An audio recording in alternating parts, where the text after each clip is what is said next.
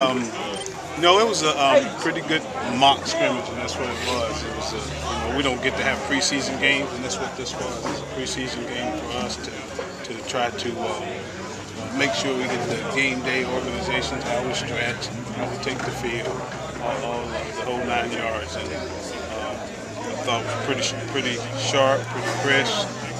Got a lot of different situations that we went over. Got a lot of different personnel groupings on and off the field. A lot of different kicking situations, some sudden changes that I'm really pleased with how we handled ourselves. Didn't have 12 guys on the field. Didn't have 10. We had 11 guys, and I think that's important to feel good going into the season.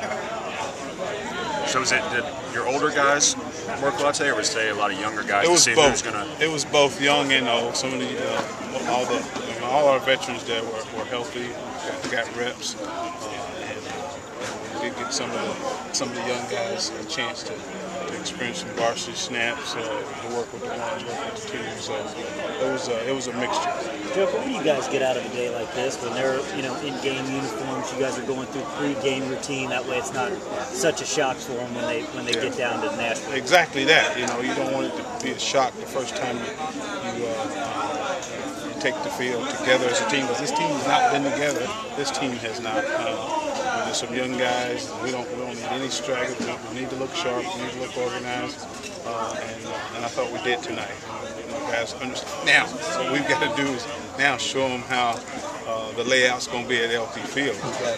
Sometimes we have to say, all right, well, let's flip what we did back at home. So, but our guys will be ready to go. How much do you rely on the veteran players to help the younger guys with something like this? A lot, That's why we'll sign big brothers for the young guys. And we want our guys to take that seriously. And showing our guys how we do it here in Kentucky, how we do it the Wildcat way. Tomorrow we'll have our big brothers we'll rely on those guys to make sure they get to classes. They don't know where a classroom building is, or White Hall, or Dickey Hall, so we rely on our upperclassmen to show our young guys the way. Tucker, no, you don't want to.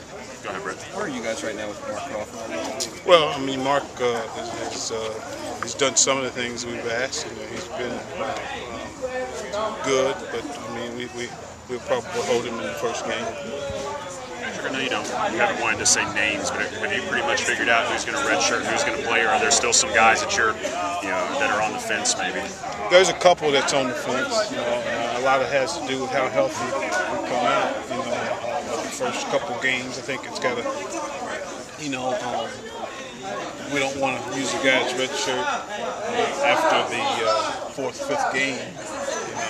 But some guys that are right on the edge of playing or not playing, depending on how healthy we stay.